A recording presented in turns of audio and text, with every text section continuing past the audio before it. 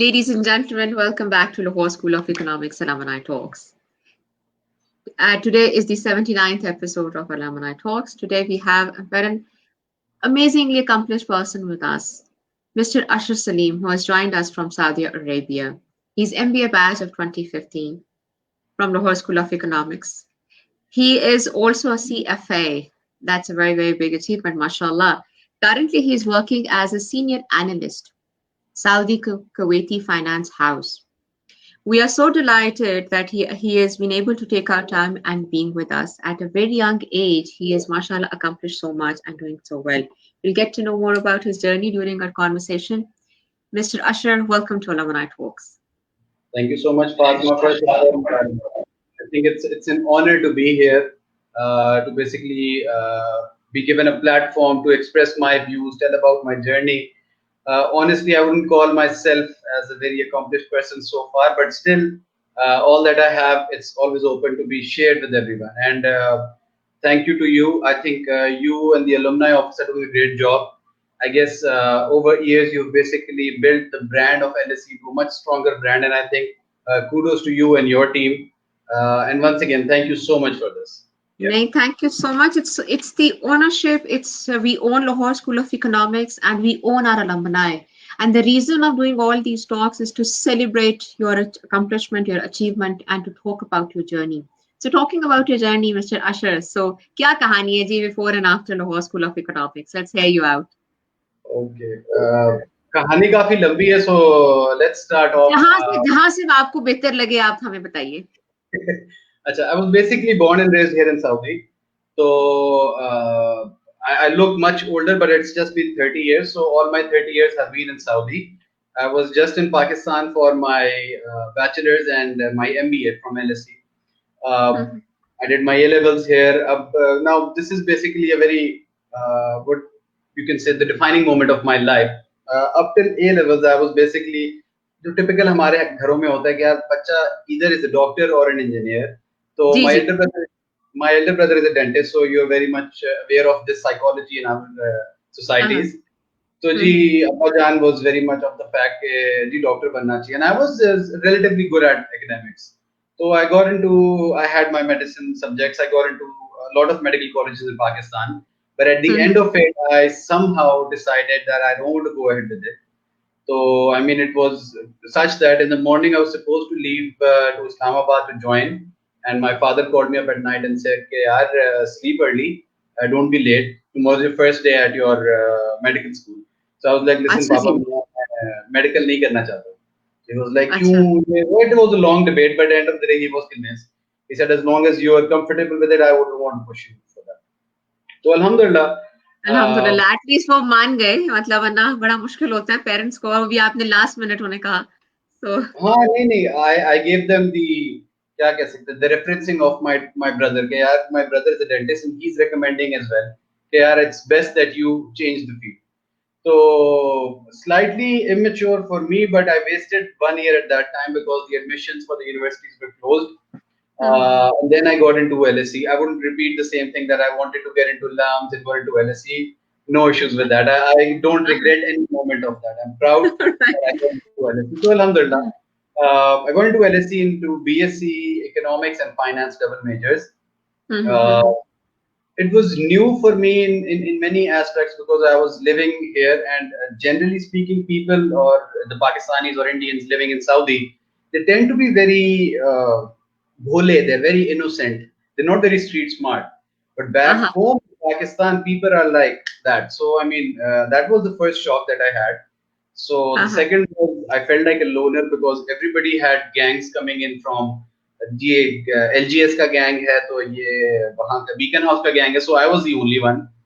So anyways, alhamdulillah, it was a struggle initially, but it went very smoothly. I'd never say that the university was too demanding in terms of the curriculum. It was alhamdulillah well managed and not much of a load, but I enjoyed my time. Obviously, one of the best periods of my life. Zabardast. BSc, I did my MBA as well. At that time as well, I was trying to come back to Saudi and start working, but my father was like, "नहीं यार, एक दफा आप कर रहे हो तो MBA करके ही आओ." So I was like, "Okay." So I'll take that. So I did my MBA again. Very glad that I did it. Banking and finance, obviously, we have amazing memories for the MBA as well. Uh, Technically and otherwise, obviously, it was a great experience, and I completely own that thing. Then I came back here in Saudi. Now, people definitely are aware of the fact that Saudi economy is heavily reliant on the oil. Of course. So the problem is 2015 and 2016, the oil prices took a hit. Hmm. So the jobs over here were completely dried up. So I had to do a couple of irrelevant jobs, but I did not have the luxury to basically stay unemployed. Anyways, Alhamdulillah, I got into the investment management industry. First, I worked Mashallah. for 1.5 year in a private equity family office. We have been looking after private equity investments, but that industry is a bit for people who are in a much later stage of their career. It was slightly Hmm. slow for me, not as dynamic as I'd like. So then I Hmm. moved into my current job. That's Saudi Kuwaiti Finance House. Uh, Hmm. Absolutely love it. I mean, on the entire journey, nothing against any of my existing employers or anything. Over here now, we basically manage equities and Hmm. investments in stocks and bonds. So basically, that's how we work over here. Now, uh, changing from medicine to finance, initially I thought I probably wouldn't fit in, but I realized down the lane that I had a Jew in me. So that somehow shined, and during this process, it Hmm. completely clicked, and I started loving numbers. I started doing numbers all over the place. So ultimately, now if I think of it, I still fantasize. I mean, just like the first crush that you have in your life, you always think about it no matter what you do later on. It was medicine for me.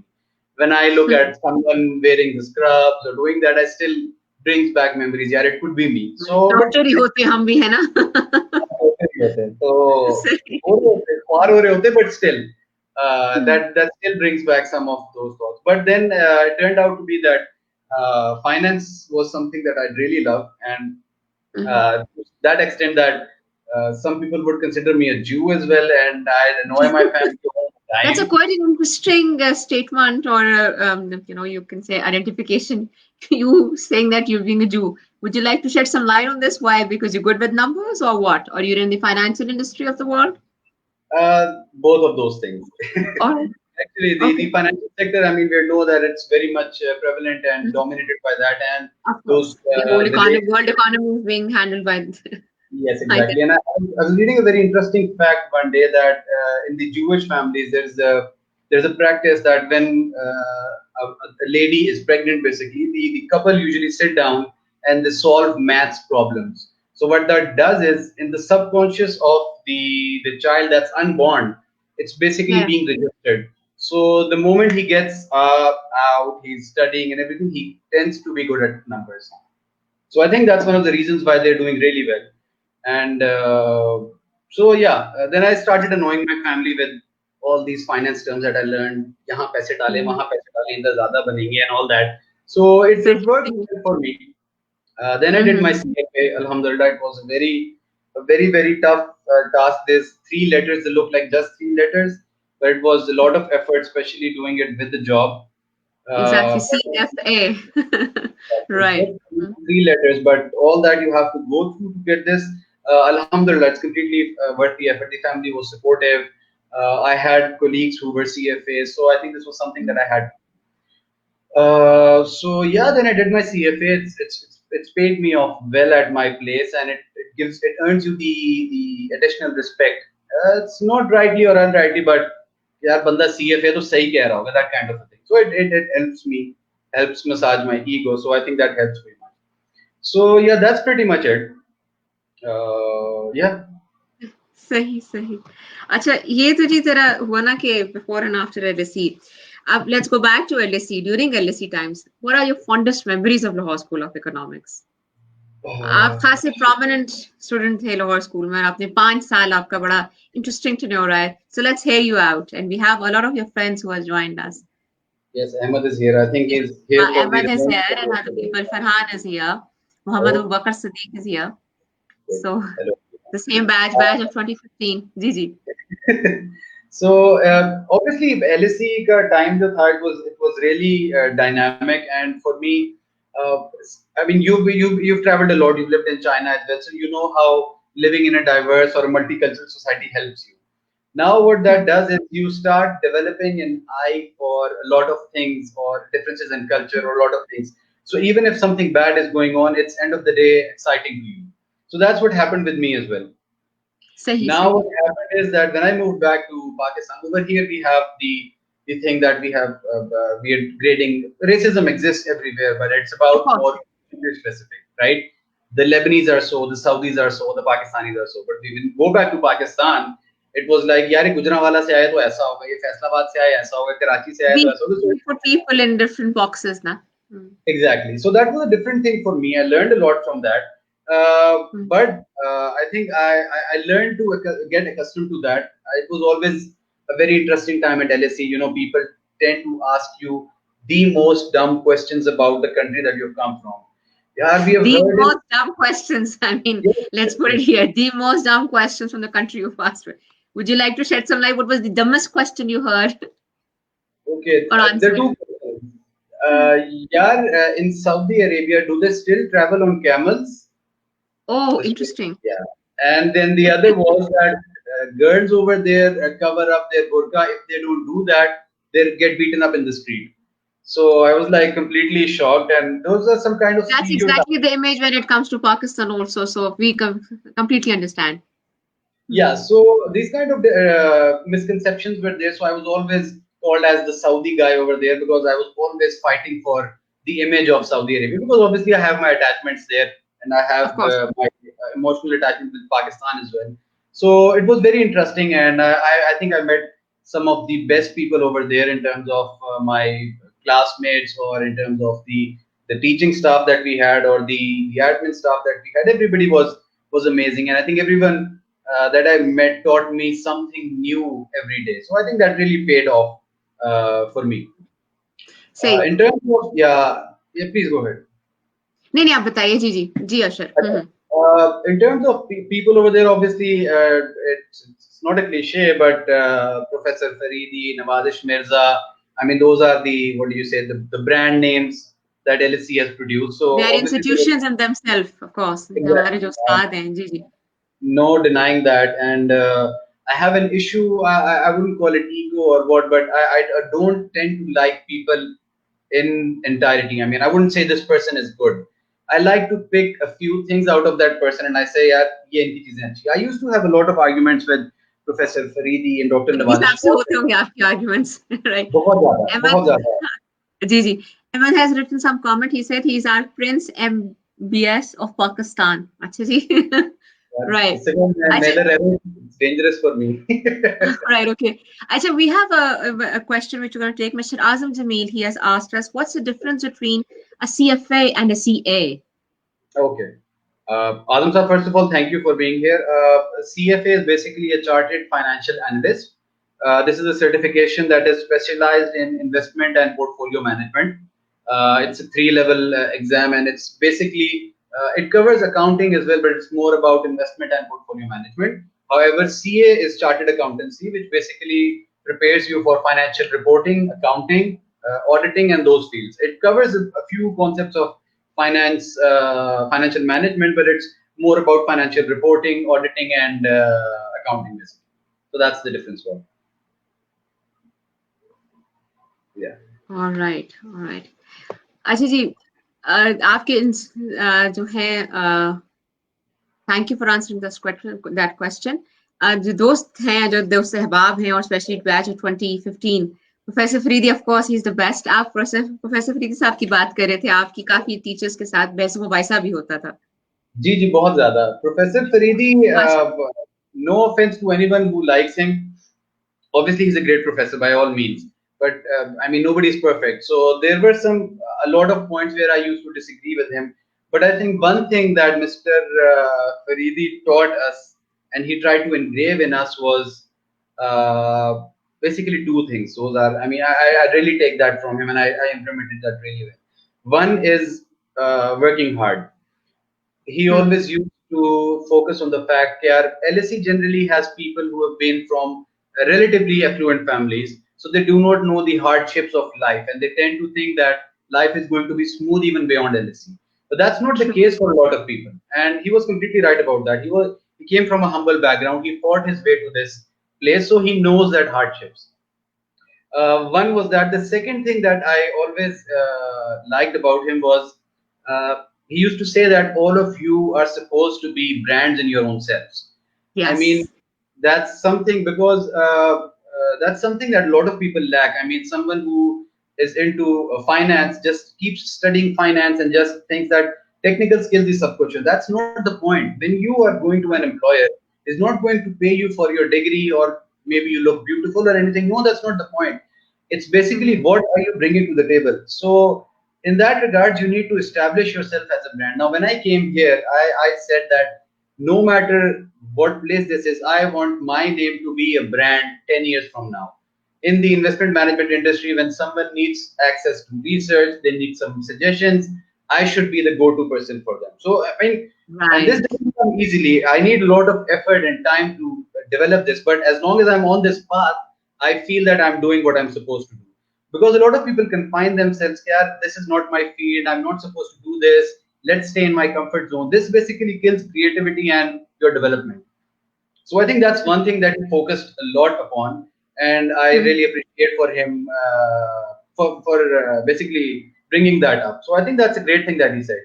Other than that, I think the best part about him is he might be contradictory in some of the statements, but he used to basically reach you at the bare minimum level. I mean, the layman's term. He wouldn't Exactly. sugarcoat it. You can So always relate what he used to say, and you've learned so much from him, actually. And I'm just going to endorse here and add what you're saying, Mr. Ashar, that our instructors used to give us room to express our thoughts. And the exactly, best part is that, they were always respected and well taken yeah. within the classroom also, and they always used to respect your point of view. So this what we have learned. हमारे पास बड़ा जरूरी है कि एक दूसरे के difference of opinions को और इस point of view को भी respectfully सुनना और समझना. That's very important as a culture we need to adopt. We Nahin, had that in I think LSE. most of the people that ended up having an attitude of basically, what do you say, arguing with your point, this can also be attributed to Mr. Faridi and the empowerment that he gave to the students. He said, Exactly. "Don't question me." So he was happy taking questions and happy taking arguments because that developed us, even if we didn't realize it at that time. Hmm. Now we realize it. So I think that's something that he should always be applauded for. So I Absolutely, really because you learn to challenge your own thinking and you learn to then contemplate and get to a conclusion, and there's always a thesis and antithesis. So that's what you learn.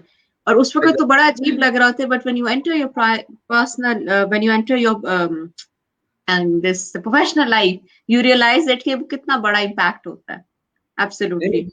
I think एक और चीज I'd like to highlight was CP. CP mark कराना was considered to be. There were students who were ridiculed as well कि यार CP mark करा रहे हैं. I'd like to give a very relevant example from my field. Now, what happens in our field is that when we cover companies which are listed in the stock market, so every quarter we have earnings call with them. It's basically 15, 20 analysts are on call with the management of the company and they ask questions. Hmm. Now, how does the CP thing fits over there? Now, there are people Hmm. who always ask a question.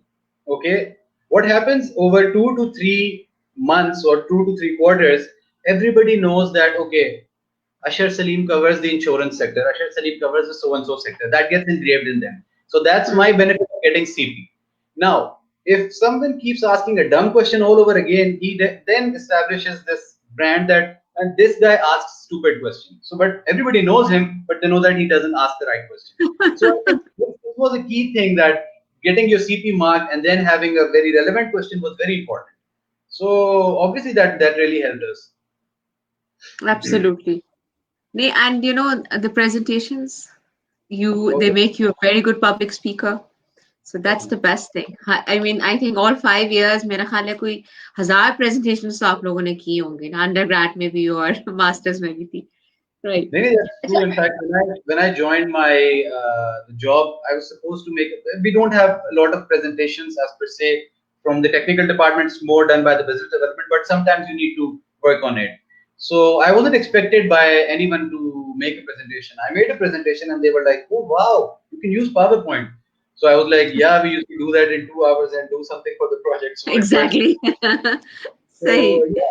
So those are the help. skills we learned and they always help you. उस वक्त तो लग रहा होता है कि ये हम लोग क्या कर रहे हैं और क्यों कर रहे हैं, मगर जिंदगी में कोई भी चीज फालतू नहीं होती, आपको हमेशा उसे सीखने को मिलता है. अच्छा अशर, ये तो बड़ी अच्छी बातें हुई ना. ये बताइए कि what challenges you faced at work and how did you overcome them? What's your coping mechanism? Acha, challenges. Initially, now the problem is that when I I worked in Pakistan for 6 odd months in Abu Dhabi as a management trainee. Ji ji. Over there, One of challenges. your colleague has also joined in, Ms. Zainab Salman. She's saying foes at LSE, friends at Abu Dhabi and beyond. More power to you, Ashar, and happy to see you doing so well. So are we. Thank We're you. super proud of this gentleman also, Mr. Ashar Saleem, CFA and MBA from the Lahore School of Economics. जी वैसे अशर, तो क्या तो कहानी थी Abu Dhabi? हाँ जी. नहीं, Abu Dhabi was a different type of a challenge क्योंकि over there I was not fond of supply chain or sales, and so I was completely put into that because you have those rotations. Again, at that time, me being the immature me, I thought, yeah, this is useless, but it helped me a lot later on. So I think that was difficult for me to adjust. But when I moved here, the main issue that I mean, we have a lot of challenges in all aspects, and if you don't have challenges in anything that you do, it basically kills the spice or the fun of that. If everything is easy, it's basically it gets boring. The challenges that we have here is in our industry, being a non-local is a big disadvantage by all means. All right. People might think that you are very technically sound because they are Pakistanis or Indians, but if you look at the other things in terms of networking, in terms of bringing in funds, in terms of knowing more about the companies, that's something we lack. So that's Right. something you need to build on. We some people over the locals here have relationships. My uncle is the CEO at so and so company, but we don't have that liberty over here. So what we need to do is we need to put in that extra effort to start relationship building, and it's a tough job because relationship building is not about contacting people on LinkedIn only or just saying hello, hi. You need to establish a very professional relationship with a lot of people. Exactly. Of course. So I think that was one of the challenges, and it still remains, and it will always, because no matter how much we deny it, we the advantage that a local has, an expatriate can never have. So I think that's one challenge that I have. Right. Uh, Other than that, I think the other challenge that almost every industry is facing is technology. I mean, everyone feels that they are going to be kicked out because of technology, or they're going to be redundant because of technology. So that's something that always stays a challenge for everyone. You need to keep adapting to that. So I think these are the two biggest challenges at work that I'd say. Right, right. I'm just going to endorse what you say, and I was repeating myself the other day also. Mr. Azim Jamil, he's the leading corporate trainer from Pakistan, and he said that your degree has an expiry date, so you Hmm. need to build up your education also. तो वो आपने जो बात की वो बिल्कुल दुरुस्त फरमाई. तो सिर्फ डिग्री कुछ नहीं होती, और भी बहुत कुछ जरूरी होता है, और उसकी एक एक्सपायरी डेट होती है. So Exactly. absolutely. अच्छा जी, moving on, the COVID. अभी आपने बड़ा tough time है, चल भी रहा है. How do you see the world after it and how it has impacted your particular field? I think I'd say that after healthcare, we are the second sector that has been under the most pressure. I Absolutely. cannot put into words what happened in the last 6 months when you manage Mm, funds in the stock exchange and you see the market crashing beyond means. So obviously it's a panic situation. right. COVID, I think for me, I mean, being in Saudi, I consider myself lucky at this time. Why? Because I'm at Mm, the center of a very huge experiment going on in terms of the economic change that we are having in Saudi, and then COVID as well for all of us. We've seen a crisis that none of us has ever seen before, and probably we'd never see in the future again. And something that has never happened in the last 100 years. Economy is shutting down completely, business is coming to halt. But now people sometimes compare this to the 2008 financial crisis and say the Kabhi crisis tha, now it's again a crisis. I think this crisis has been completely different in all means. Why? Because in 2008 and 9, we had basically everyone being a loser in the crisis. Nobody was winning.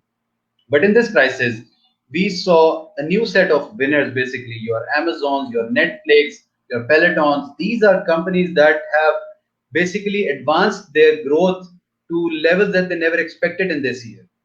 I mean, if I look at the e-commerce and the technology, Zoom for that matter, Microsoft Teams Right. for that matter. These are Hmm. something I always say that the COVID and the pandemic has basically advanced us at least 5 years in terms of technology overall. I never used to order anything online. I was annoyed by the fact, and now I cannot stop but order something online. So I think that's a change that has come in all of us. How do we go beyond this? Now, the key question that everyone has is we lost a lot of earnings this year. All the companies were shut down for 3 months. Countries were blocked completely. The main question that we have is how many uh, of that earnings is basically going to come back, because there is a portion of that earnings which is never going to come back and it's gone forever. So I think it's been very exciting. And what happened after the COVID was even more fascinating. I mean, I remember the time when the markets plunged in March, April, and we had our extraordinary meetings almost every other day, that we're supposed to raise cash, we're supposed to sell, we're supposed to exit all the positions because there is no turnaround in sight. Everybody was so pessimistic. Now we saw what happened globally with the US taking lead and the EU as well. How they Hmm. came up with exceptional packages in terms of subsidies and in terms of stimulus. The markets are basically higher than they were at 2019. So that's a very 19. funny side of that. So True. I know a lot of people who said, "Kalas, that's it. Equities is a big no. We are getting out of it." They basically lost 50% gains from the COVID pandemic to now. So it's been a very crazy ride for everyone, and everyone has learned a lot of things. I think the in terms of technology, it's been good for the what do you say, the global economy. Secondly, for healthcare and biotechnology, I think they've been given, Biotechnology. Hmm. yeah, I think they've been given a big boost. But we, being the humans that we are, 5 years down the lane, once the COVID is out, we'll again start neglecting that. Yeah, there is no point of doing research on vaccines because we don't realize it unless it comes onto us. But I think True. in all, the pandemic had mixed effects, and at the ground level, obviously, it was very pathetic. I had two of my family members infected, so I've been through the isolation phases and I've seen how that goes on ground. So it was Hmm. very different. Alhamdulillah, we're all fine. I think nowadays, if you're just healthy, that's a big achievement. You're surviving, that's a big achievement. So I think that's what we learned. I think we started being more grateful after the COVID. True. So Yeah. it has made us pause and reflect and then act upon it. So इस reflection में आपने क्या सीखा? कोई personal reflection के बारे में बात करना चाहेंगे? If not, we can move on to another question.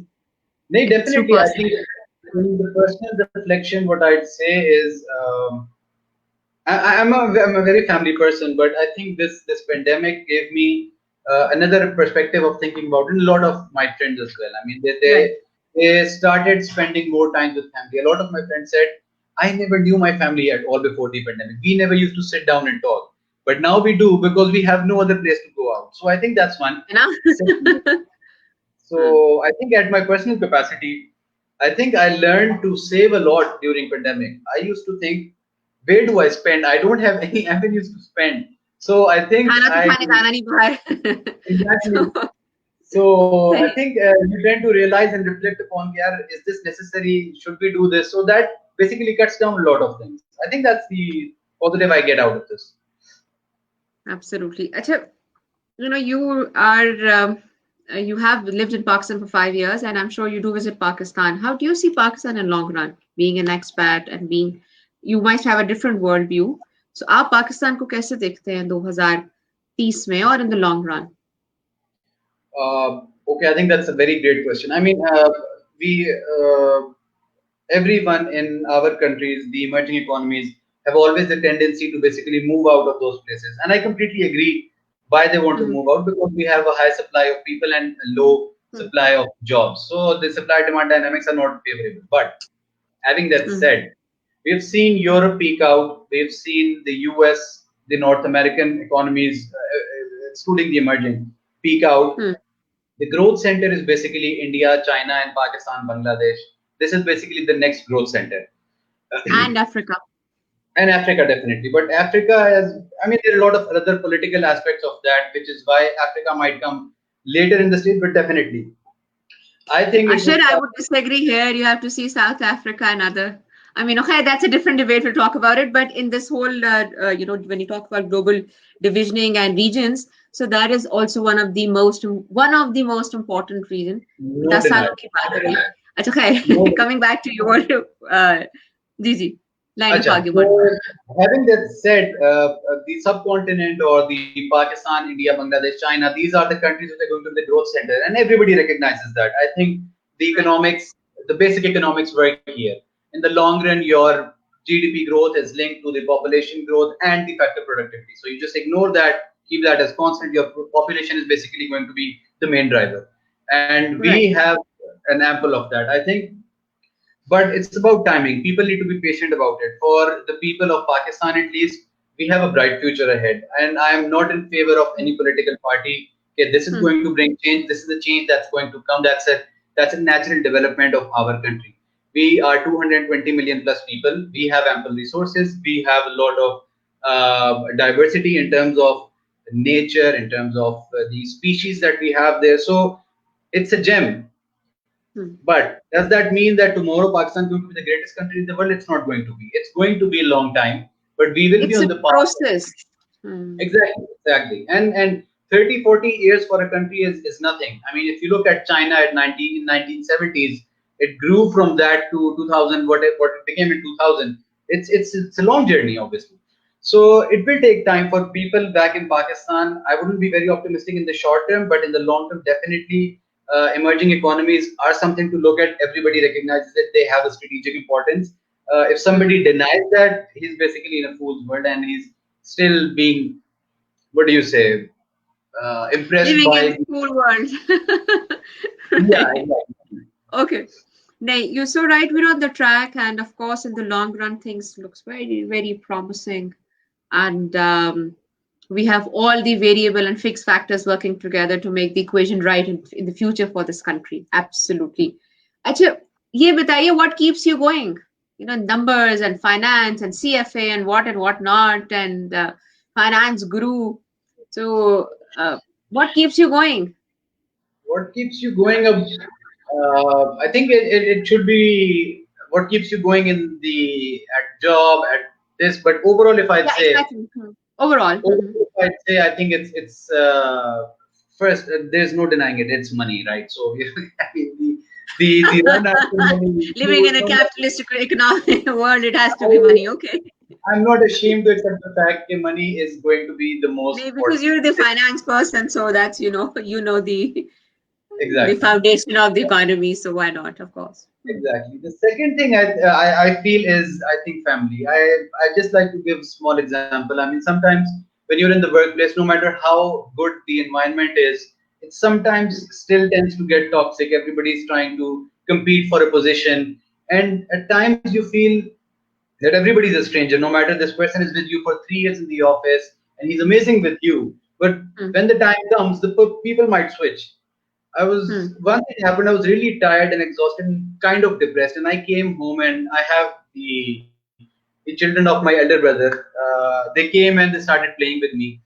And honestly, that was possibly the biggest reliever of any kind of tension or toxic feeling that I had because that was the purest form of emotion that I could see.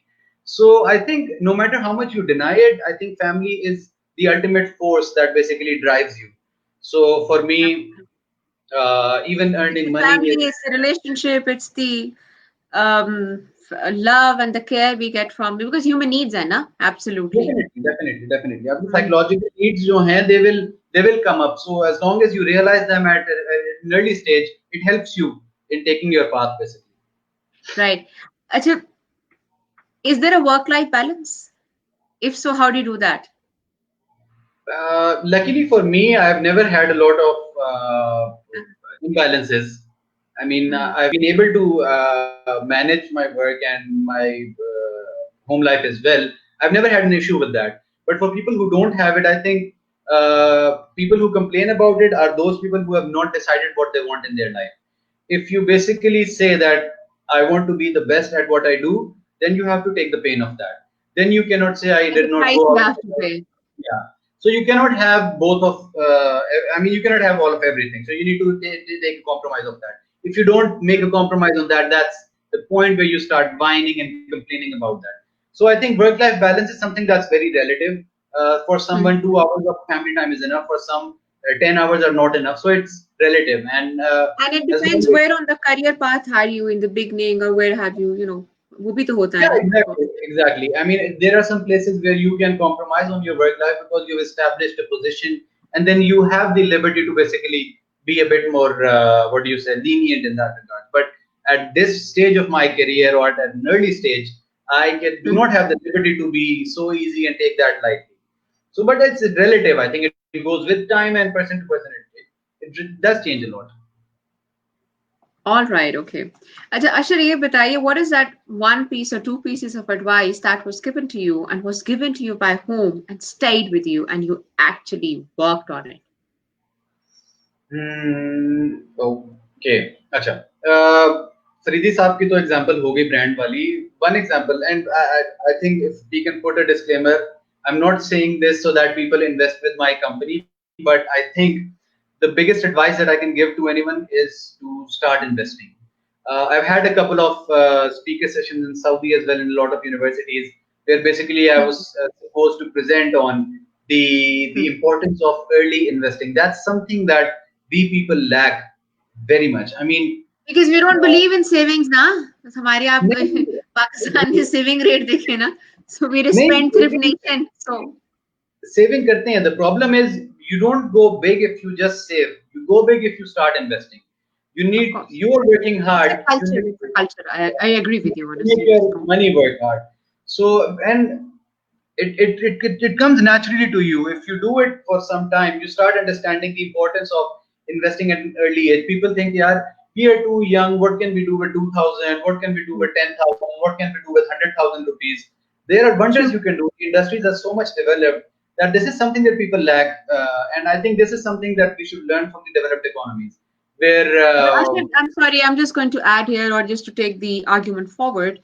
The trust factor is very different in the developed world and in the developing world. So वो भी तो है ना.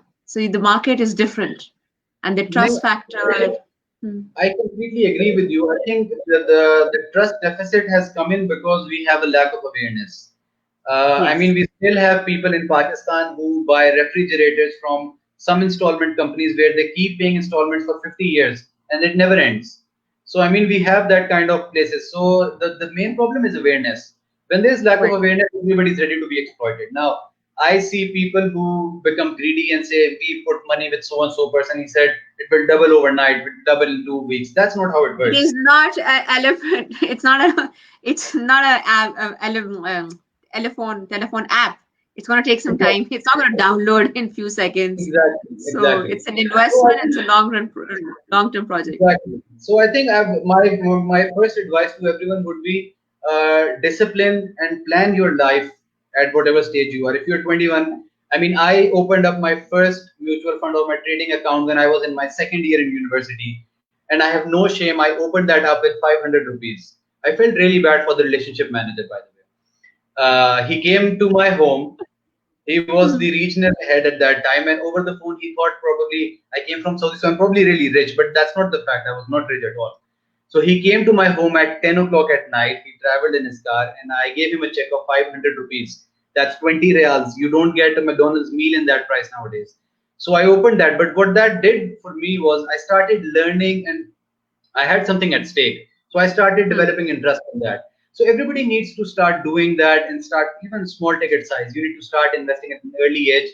Be disciplined, not be greedy. I think 5 years down the lane, you'll be astonished with what you can achieve with this. With Pakistan, I mean, we have a lot of people. My thesis was basically on this, on savings. I Right. mean, you go out to people in Pakistan and we just save in gold or real estate. That's it. For them, That's there it. is no other asset class. So I think that's a very strange thing. That's something where I mean, if you look at India, you see those campaigns of mutual fund sahi hai. That's a campaign that done wonders for India. They are encouraging True. people to start tapping into these developed products. Absolutely, you so rightly said. But of course, I think once you start talking about it and debates start taking place, people will eventually understand this concept and invest. So अच्छा जी, I have invested in Muhammad Abu Bakr Siddiq is saying, I have invested in mutual funds. The return was good, plus the tax saving is a plus plus. मुबारक हो जी आपको. So, सही है. मैं कहती हूँ tax savings भी. That's really good. अच्छा, Good. what is one story of yours which has impacted you and stayed with you? It can be personal story, it can be professional story. Would you like to share with us, which has transformed you, changed you, which has impacted you in any form? I think the biggest development that I had in my personal space was as a family we had a very tough financial crisis. Let's say 10 years ago, we had some issues with health, and we had a very bad financial crisis at a personal level. I think that made us do a lot of things which we were not supposed to do at that time, and we basically grew out of our ages. We were doing stuff that people 5 years older than us do. So I sometimes sit and think that one day, inshallah, when I have children, I'll probably put them through an artificial financial crisis to basically tell them the importance of surviving skills and how basically to be grateful for these things. I think that was a defining factor. I mean, there are a lot of moments where you feel like you're down and out and there is no hope, but you need to get up basically every day, try to be optimistic, and alhamdulillah, alhamdulillah, with time it gets sorted out. But I think having some sort of, I wouldn't pray for anyone to go through a tough time, or I never pray for anyone to have a disability. But anyone who has gone through a hardship will truly recognize it. And the right people, they try to keep those lessons with them. Most of them tend Right to people, forget it. absolutely. Yeah. Absolutely. So I think going through a tough time is essential for everyone. If someone has a very smooth life, they don't tend to develop the surviving skills, basically. Absolutely. But sometimes when people go through rough times or rough patches in life, they become really bitter. Do you want to Hmm. talk about that? What is it there which really does not make you bitter? You're always very optimistic and up there and doing things. What is there which has kept you not uh, being a Fatma, that's a very bitter valid person? point. That's a very valid point. People getting bitter or trying to adopt unlawful or illegal means in such times basically is a very big challenge, and it does happen more often than not.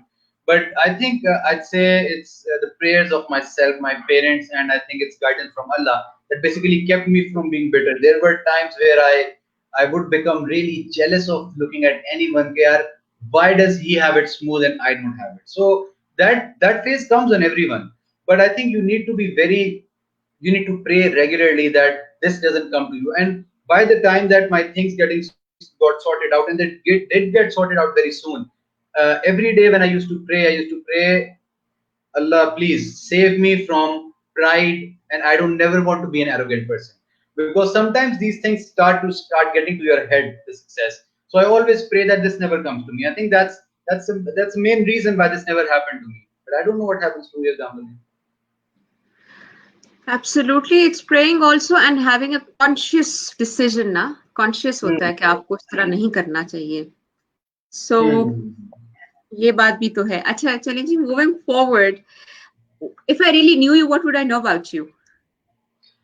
Okay, beneath all the fat and bald hair, I'm basically a baby. So if someone knows me, they they say that, yeah, you are a real baby. So I mean, that's one thing. I have a very soft side of mine, but it gets camouflaged with the roughness and the loud voices probably. But yeah, but in reality, I'm a real baby. So people who are close to me, they know the baby in me. So I think that's one thing that someone who gets to know me gets to know that.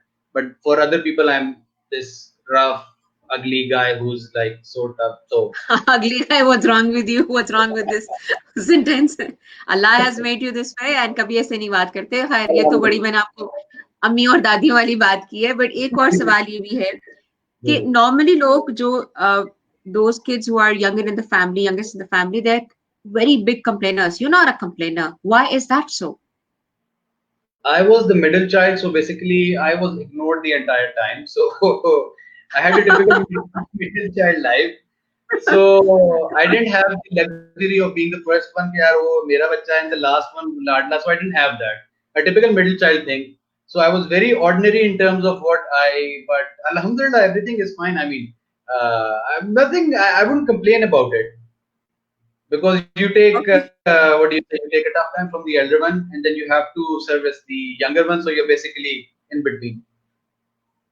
Exactly. अच्छा चलेंगे तो आगे बात करते हैं इस तरह.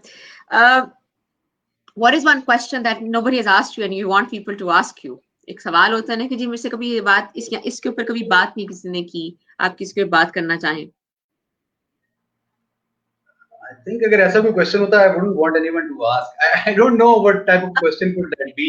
नहीं, what I mean is कि जैसा लोग हमें बड़ी अच्छी बात की हमारे अलमना इसी टॉक पर एक थी, उन्होंने कहा हम लोग ये तो पूछ लेते हैं हाउ आर यू, बट उनके पास सुनने का हौसला नहीं होता है, आगे बात नहीं करना चाहते. Just a very normal thing to ask. So maybe उस रेफरेंस से हम बात कर रहे थे. एनीवे, आपकी जो जनरेशन है और आपके बाद की जो जनरेशन है वो लोग किताबें नहीं पढ़ते, मतलब उनकी किताबों से कोई खास दोस्ती नहीं है उनको. तो आप कोई किताब पढ़ते हैं, हम ये सवाल हर एक से पूछते हैं इस वास्ते कि शायद कोई किताब पढ़ना शुरू कर दे, और अगर किसी ने कोई किताब पढ़ी है उससे आपने क्या सीखा अभी जब पढ़े थे. देखें, you'll hate me when I say this as part of cleansing rain as well. I know how much you love to read and how much you like to do this. But honestly, myself, I do not read any fiction, non-fiction. I just read news or my curriculum. That's it. And I'm not saying this is the right way. I think books, yes, definitely. I think I have people who are very fond readers of books for pleasure, even for yourself, Fatma. There's a very exceptional way of conversation that these people can have, and I can never have that. I can never have that fineness or that breadth of view that people who read books have.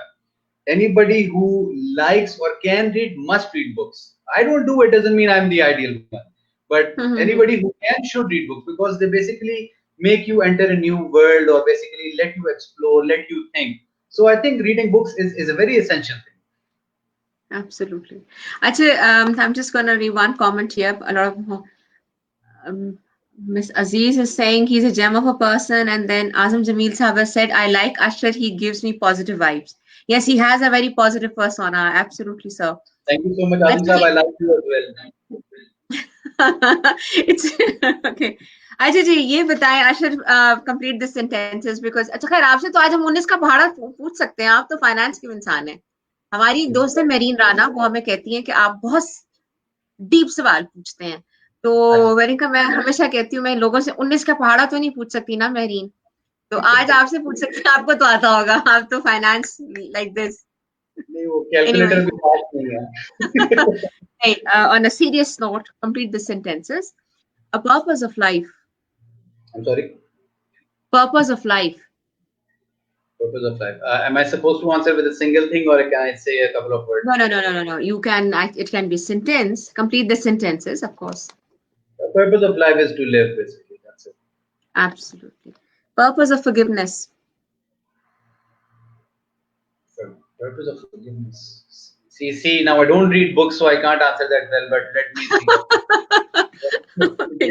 No problem. It has nothing to do with the book reading. It's about your own personal thought about it.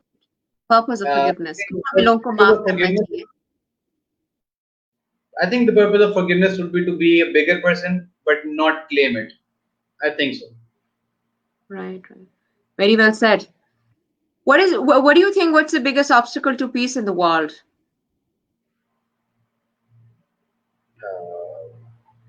Peace itself, because peace is not profitable for most of the people. So peace is never going to prevail. Peace is not profitable for most of the people. ये सिर्फ finance के लोग ही बोल सकते हैं. नहीं मैं वो इतना डिटेल में नहीं जाऊंगा, लेकिन नहीं, but that's quite a statement. Yeah, peace is not profitable. So as long as peace isn't profitable, it won't be. Absolutely right. You think who you are and why are you? Do you ever thought about it? I like to think sometimes that I am someone who is influential, but in reality, that's not the case. I'm a part of a big herd. What I try to do is I try to basically go through my time without being, without rocking the boat. I think that's what I believe. Uh, I wouldn't consider myself extraordinary by all means. So I think, yeah, I think that's it. बड़े मुश्किल सवाल पूछ रही हैं आप, ये books के बगैर भी काम होता है ये वाला। Anyways. अच्छा चलिए नहीं उससे बेहतर आपसे कैलकुलेटर पे 19 का फाड़ा पूछ लेते नहीं, go ahead. Okay, I'm just going to read one comment. Mr. Azim Jamil Saab, he said that he's right. Peace is not a good business, of course. And Zainab Arif, she said, "Hi, I'm your biggest fan. More power to you. So proud of you." Wow, bhai. Actually, she's my fiance, so I think I said that out, so she's really proud of me. Okay, mashallah, mashallah, mashallah. Right. Zabardast. Achha, is there anything in your life equation would you like to remove?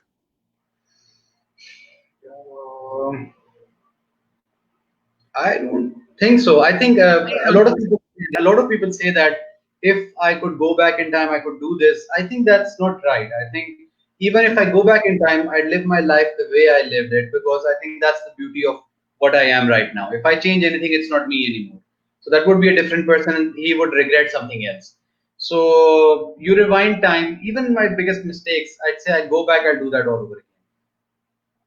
That's how you learn. So very well said. Achha, Ashar, what's your biggest wish in life? Biggest wish in life. After money, okay. One is money. Second, after money, yalla. A finance person has to say that money. Okay. Money ke baad, I think it's a peace at mind and heart. I think that's one thing. I've seen people being very successful on the face of it, but they don't have that peace in their heart. I mean, that's something I need to achieve in my house, in my head. That's what I need. All right. What's your biggest fear? Biggest fear is that I don't last long enough to see my family through the good times. I think that's the biggest fear that I have. So yeah, I think that's the only fear I have. Right. Okay. Achha, Ashar, normally people who are really good with mathematics, they have problem at times when it comes to solving very simple solutions. Difficult चीजें तो कर लेते हैं, तो उसको आप कैसे balance करते हैं? मतलब मैथमेटिशियन ब्रेन जरा फर्क होता है ना आम दिमागों से, तो वो कैसे आप? I have friends who are from other industries, marketing, internal audit, external audit, accounting. When we sit together, हम सोचते हैं कि यार what exactly do we do the entire day? Okay, I think 85% of any job in the world can be done with common sense. It is not related to your degree or anything. So I think it's Very common. rightly said. She very rightly said. Exactly. I mean, I know people who are doctors right now, but if they come and work in my place for 1 year with discipline and they use their brain, they can do what I do right now even better than me. So it's basically common sense. The earlier that you recognize this, you'll be at peace and you'll start working hard, because people tend to say, yeah, I don't have this degree, I don't have this. I have a CFA, but I have people working with me who are just simple bachelors, but they are way more amazing than me because they have a skill which I don't have. So that comes with common sense and with hard work. So I think that's one thing everyone needs to recognize. And one more thing I need to highlight, I think I missed that for an advice to people, the youngsters as well. Now, living in a multicultural society, you basically see why some people or some nationalities tend to outshine others, and what are the key factors. I mean, our job is not just to attribute performance of a portfolio, it's basically to attribute performance of people, management, and styles. So what we do is, the subcontinent people, Pakistanis and the Indians, for any Pakistani young people who are listening to me right now, you need to listen to this very well. Technical skills are not the only thing that will take you ahead. It's going to be the entire package that you offer, and that has a lot to do with the way you present yourself. We have people coming from Pakistan, India, Bangladesh, Sri Lanka. They're well to do, they're decent, but they don't have that charismatic personality, or they don't try to put that effort to basically improve themselves. And that's something that everybody needs to learn from a very early age. what we say कि यार बस books याद कर लो, formulas आ गए, do we know how to do this, Excel पे model बन गए, you need to work smart, you need to start Work learning those smart. things. Yeah. Right. Acha, Ashar, your father has joined in also. And he's saying your father Hello, is Papa. here. You must be Papa, a मैं proud father, mashallah. Your son has done so well in life. पापा मैं 10 Right. Minute में आता Acha, हूँ. Ashar, to sum up, what would you like to say in the end, and what advice would you like to? नहीं जी, please बोलिए. Sorry, आपकी आवाज cut रही थी. क्या कह रहे हैं आप? जी जी. मुझे आपकी आवाज नहीं आई. I couldn't listen to your question. मैं कह रही थी कि आपके वालिद साहब भी has joined in, your father has joined in. So आप उसके बाद उनसे कुछ कहना चाह रहे थे. You're most welcome to. हाँ हाँ, I was telling कि पापा मैं 10 मिनट में आता हूँ.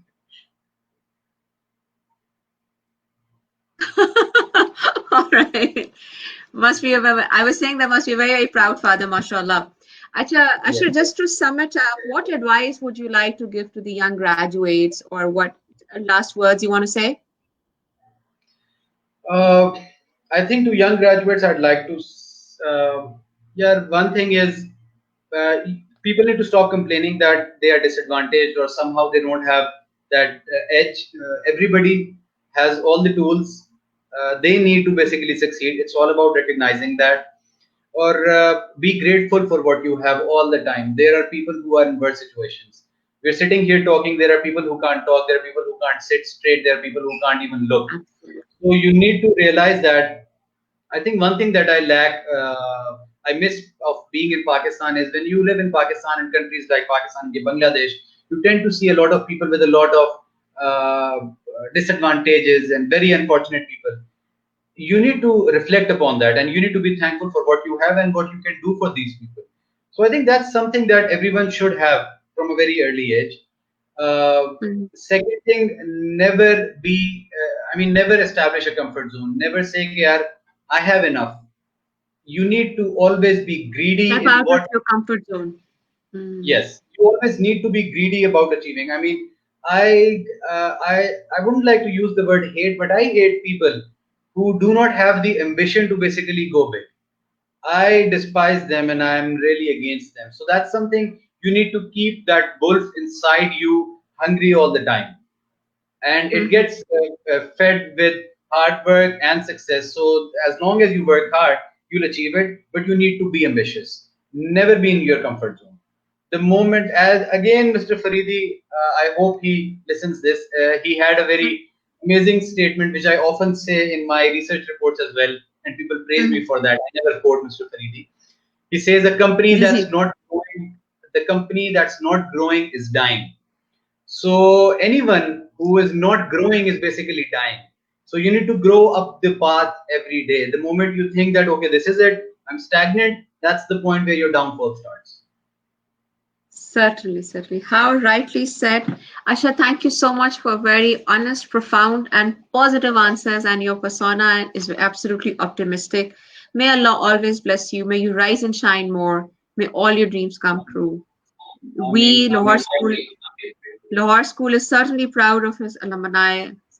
And you're not only bringing good name to yourself, to the organization, but to the country. Certainly proud of you. May you rise and shine more. And thank you so much to all those who joined in and actively participated. Really appreciate it. Thank you, Ji. thank you so much, Fatma. It was a pleasure. It was an honor to be here, and for everyone who joined and sat through the session with patience. Obviously, thanks to all of you. And last but not least, LSE alumni office. You're the one taking lead. I want you people to Thank basically you. work on something to develop an alumni offices or alumni. What do you say? How could you say it, alumni groups overseas in other countries. I think that's something that's lacking. But in terms of your work and the work of all the graduates, the brand of LSE is much stronger than it ever was. And inshallah, it will grow stronger It because will that be. gives pride to us. When I go somewhere and LSE is stronger, when it's a pride for me. So it's not in my interest that LSE doesn't do well. Inshallah, inshallah. things will get better. It's Thank you it's so a, much. it's an ownership, and we own our school, and we're doing our best. And of course, that's in the plan. The overseas groups, and that will be there, inshallah. We will be certainly needing your support. And thank you for always being there. And thank you so much. God bless you. Rise and shine more. Allah Hafiz. Thank you so much, Fatma. Allah Hafiz.